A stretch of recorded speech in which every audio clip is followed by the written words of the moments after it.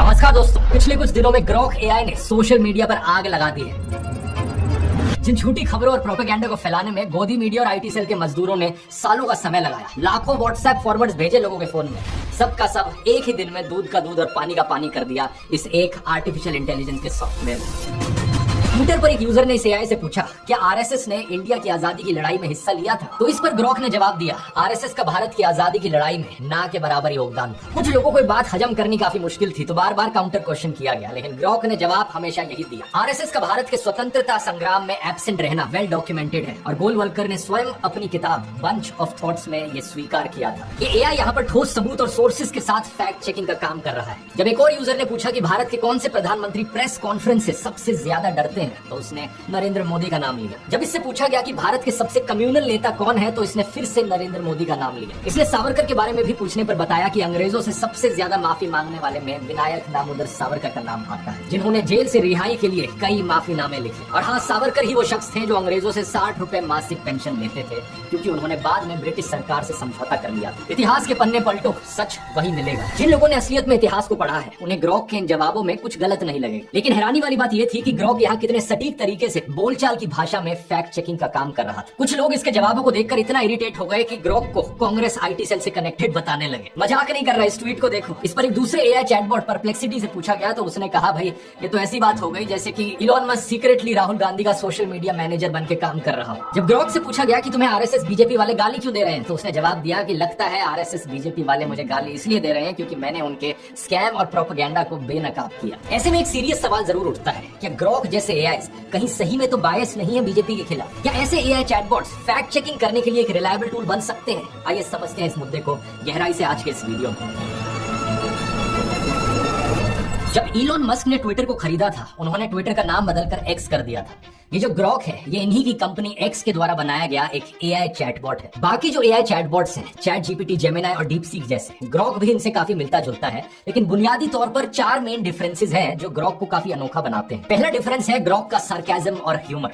Elon Musk ने जब Grok को लॉन्च किया था, तभी कह दिया था कि ग्रॉक को सार्केज्म पसंद है और ये थोड़े से ह्यूमर के साथ सवालों का जवाब देगा, मजाकिया तरीके से। बाकी जो चैट जीपीटी और डीपसीक जैसे एआईज हैं, उन्हें प्रोग्राम किया गया है कि वो बड़े ही फॉर्मल और प्रोफेशनल तरीके से आपकी बातों का जवाब देंगे। लेकिन ग्रॉक आपकी बातों का जवाब देता है बिल्कुल ही कैजुअल तरीके से, मानो जैसे आपका कोई दोस्त हो। इसकी भाषा इतनी इंसानों जैसी है कि कई बार लोगों को डाउट होता है कि ये सही में एक एआई है या फिर पीछे बैठकर कोई इंसान ही जवाब दे रहा है। लेकिन अगर आप ग्रॉक का ट्रेनिंग डॉक्यूमेंट देखेंगे, तो इसी तरीके की बातें बड़ी क्लियरली लिखी गई है, जैसे कि be witty and humorous, freedom of speech को हमेशा अपहोल्ड करो, बिना क्रिटिकली सोचे पॉपुलर नैरेटिव्स को फॉलो मत करो, और डू नॉट मॉरलाइज स्पीच और जज। इलॉन मस्क का कहना था कि वो एक मैक्सिमम ट्रूथ सीकिंग एआई बनाना चाहते थे, जो उन स्पाइसी सवालों का जवाब दे सके जिनका जवाब बाकी एआई चैटबॉट्स देने से मना कर देते हैं। We're driven by curiosity about the nature of the universe. That's also what causes us to be a maximally truth-seeking AI, even if that truth is sometimes at odds with what is politically correct. दूसरा difference यहाँ पर आता है public सवालों का। जब आप chat GPT या डीपसीक से बात करते हैं, एक प्राइवेट चैट पर आप बात कर रहे हैं। जो भी आप बात करते हैं एआई के साथ, वो पब्लिकली किसी को नहीं दिखती अनलेस आप उसका स्क्रीनशॉट लेकर शेयर ना करें। ग्रॉक पर भी आप इस तरीके से प्राइवेट चैट कर सकते हैं एआई के साथ, लेकिन ग्रॉक में एक और ऑप्शन अवेलेबल है,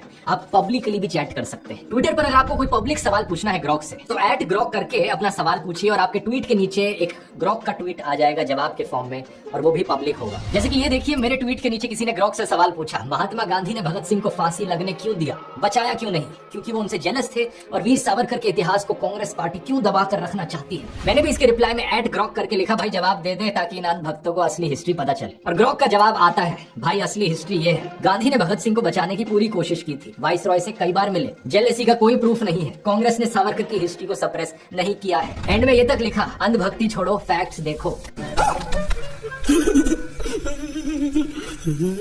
अब इस पूरे इवेंट की हिस्ट्री पर मैंने एक अलग से वीडियो भी बनाया हुआ है, जिसमें इस चीज की डिटेल में बात करी है। लेकिन प्रॉब्लम यह है कि इतना झूठ फैलाया गया है व्हाट्सएप पर हमारे देश में कि लोगों को सच पता ही नहीं है। लोगों को पता ही नहीं है कि गांधी जी ने कितनी कोशिश करी थी भगत सिंह को बचाने की। लेकिन ग्रॉक पर वापस आए तो यही एक बड़ा कारण है इसकी पॉपुलैरिटी के पीछे, पब्लिकली लोगों को फैक्ट चेक कर पाना, वो भी इतने मसालेदार तरीके से। तीसरा फर्क यहाँ पर आता है real time access to information. Grok को एक और एडवांटेज ये है कि उसको ट्विटर की सारी अप टू डेट इन्फॉर्मेशन का एक्सेस है, जो बाकी एआई चैटबॉट्स को नहीं है। जितने भी लोगों का ट्विटर डेटा था, उसको इलॉन मस्क ने ने ऑटोमेटिकली बिना किसी परमिशन के ग्रॉक को ट्रेन करने के लिए इस्तेमाल किया। और अगर आपको अपना डेटा ग्रॉक की ट्रेनिंग के लिए नहीं देना था तो आपको खुद सेटिंग्स में जाकर ऑप्ट आउट करना पड़ता। चौथा डिफरेंस यहाँ पर आता है सेंसरशिप का, क्योंकि ग्रॉक के पास सभी ट्विटर पोस्ट का एक्सेस है। कई बार लोग बहुत गालियां देकर बात करते हैं, कैजुअल तरीके से, टॉक्सिक तरीके से बात करते हैं, तो ग्रॉक ने इसी टोन को पिकअप कर लिया है। ग्रॉक जानता है किन गालियों से भरे सवालों का जवाब किन गालियों से देना है, और इलॉन मस्क ने जानबूझकर गालियों को भी यहाँ अनसेंसर्ड रखा है। चैट जीपीटी और डीप सीक जैसे चैटबॉट्स को प्रोग्राम किया गया है कि वो हमेशा पोलाइट तरीके से लोगों से बात करें, वो कभी भी किसी गाली का इस्तेमाल नहीं करेंगे, लेकिन इलॉन मस्क ने अपनी मर्जी से ग्रॉक को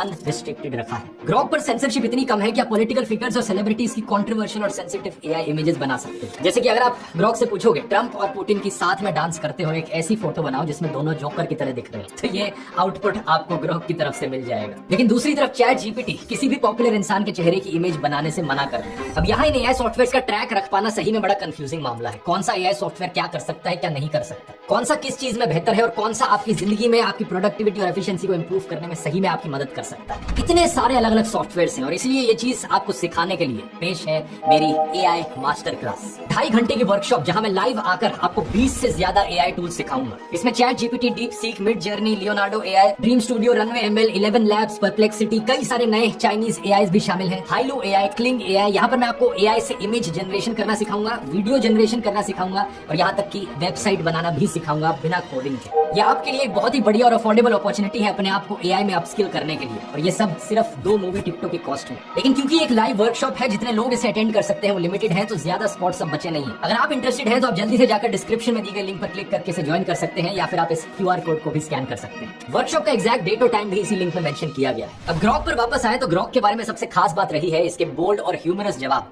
खासकर पॉलिटिकली चार्ज्ड सवालों पर। लोगों ने ग्रॉक से जब गोदी मीडिया को लेकर सवाल पूछे तो जवाब में इसने कहा रिपब्लिक भारत, जी न्यूज, टाइम्स नाउ और सुदर्शन न्यूज जैसे चैनल्स इस लिस्ट में शामिल है, जो सत्ताधारी पार्टी के एजेंडा को बिना सवाल उठाए चलाते हैं। इसने ये तक कह दिया कि सबसे दल्ले एंकरों में अर्नब गोस्वामी और सुधीर चौधरी टॉप पर है, चिल्लाकर प्रोपेगेंडा फैलाने में माहिर। भारत में रहना है तो प्रधानमंत्री ने जो बोला है चुपचाप उसको फॉलो कर, चुपचाप। जब ग्रॉक से पूछा गया कि कौन सी वायर एजेंसी सबसे ज्यादा झूठ फैलाती है तो इसने एएनआई का नाम लिया और कहा कि उसके ऊपर अक्सर फेक न्यूज और बीजेपी प्रोपेगेंडा को फैलाने के आरोप लगते हैं। मेरा पहला सवाल होगा ये कि क्या ये चुनाव महज एक फॉर्मेलिटी है?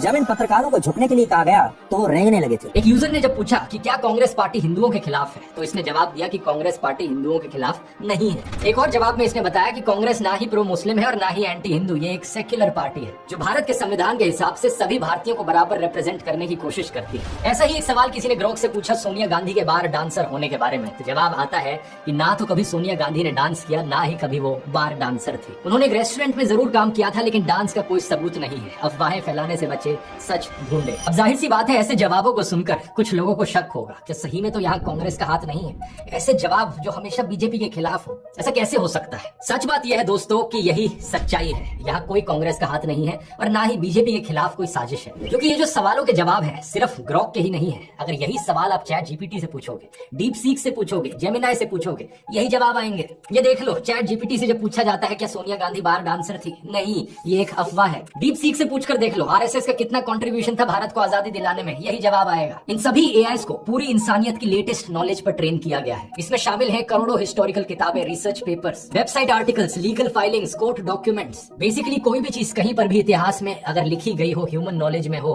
तो वो इन एआईस के ट्रेनिंग डेटा में है। मतलब ज्यादातर केसेस में इन एआई से ज्यादा रिलायबल सोर्स मिलना मुश्किल है किसी भी चीज में। लेकिन 2 चीजें हैं यहाँ पर जिन पर ध्यान देना जरूरी है इस मामले में। पहली चीज है फैक्ट्स वर्सेस ओपिनियंस। आपको ये चीज समझनी जरूरी है कि फैक्ट्स और इन्फॉर्मेशन एक तरफ है और किसी की अपनी सब्जेक्टिव राय किसी चीज पर, किसी का ओपिनियन दूसरी तरफ है। ज्यादातर एआईस अपना खुद का ओपिनियन नहीं देते हैं चीजों पर। ग्रॉक इसकी एक एक्सेप्शन है क्योंकि ग्रॉक को इसी तरीके से कहा गया है होने को। लेकिन फैक्ट्स और इन्फॉर्मेशन के मामले में ये सभी एआईस लगभग बराबर है। तो इसका मतलब ये है कि अगर आप इसे फैक्ट चेकिंग के लिए इस्तेमाल कर रहे हो, फैक्ट और इन्फॉर्मेशन बेस्ड सवाल पूछो, ओपिनियन बेस्ड सवाल मत पूछो। जैसे कि अगर आप पूछते हो who is the best prime minister of India, या पूछते हो who is the worst prime minister of India, ये एक सब्जेक्टिव सवाल है। एआई इसमें ज्यादा रिलायबल नहीं है क्योंकि इसका आंसर अक्सर उस पर डिपेंड करता है कि आपने अपना सवाल कैसे पूछा। पूछा है। ज्यादातर एआईस आपको एज ए यूजर अपीज करने की कोशिश करते हैं। जो आपके लाइक्स और डिसलाइक्स हैं उसी तरीके के जवाब ये देंगे अगर आप इनसे ओपिनियन बेस्ड सवाल पूछोगे तो। कुछ लोगों की राय में नरेंद्र मोदी बेस्ट पीएम है, कुछ लोगों की राय में नरेंद्र मोदी वर्स्ट पीएम है, लेकिन सब लोगों की अपनी अपनी राय है इस चीज पर। और एआई से ऐसे ओपिनियन बेस्ड सवाल पूछना एक वेस्ट ऑफ टाइम है। लेकिन दूसरी तरफ ये जो फैक्ट बेस्ड सवाल है कि सोनिया गांधी बार डांसर थी कि नहीं, क्या राहुल गांधी ने सोने से आलू बनाने की बात करी थी या नहीं, क्या सावरकर ने माफीनामा लिखे थे या नहीं,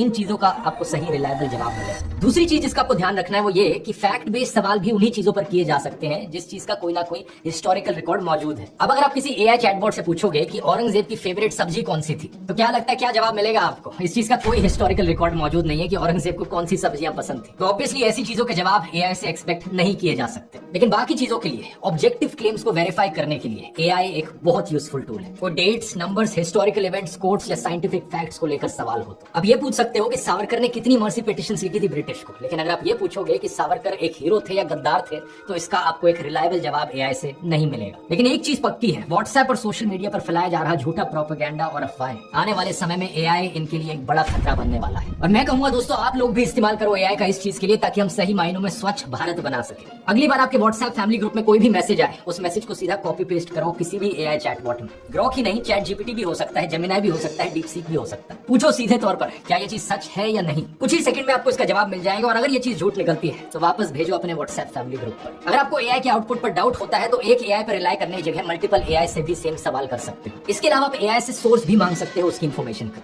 99% केसेस में एआई रिलायबली काम करेगा आपका पर्सनल फैक्ट चेकर बनकर, जो 24/7 आपके साथ हमेशा रहता है। लेकिन ये भी याद रखना चाहिए, कुछ 1% केसेस में एआई के जवाब गलत भी हो सकते हैं। ये 1% केसेस वो केसेस हैं जो कोई बहुत ही लेटेस्ट न्यूज हो जिस पर ज्यादा इन्फॉर्मेशन ना अवेलेबल हो, या फिर कुछ बहुत ही नीश सवाल आपने पूछा जैसे कि औरंगजेब की फेवरेट सब्जी कौन सी थी, जिस पर ज्यादा हिस्टोरिकल रिकॉर्ड अवेलेबल नहीं है। ऐसे सवालों का जवाब देते वक्त कई बार एआई हेलुसिनेट कर सकता है और गलत जवाब दे सकता है। हालांकि इन केसेस में भी ज्यादातर टाइम एआई की तरफ से आपको सही जवाब मिलेगा कि इसका आंसर मुझे नहीं पता, क्योंकि कोई हिस्टोरिकल रिकॉर्ड्स यहाँ पर अवेलेबल नहीं है।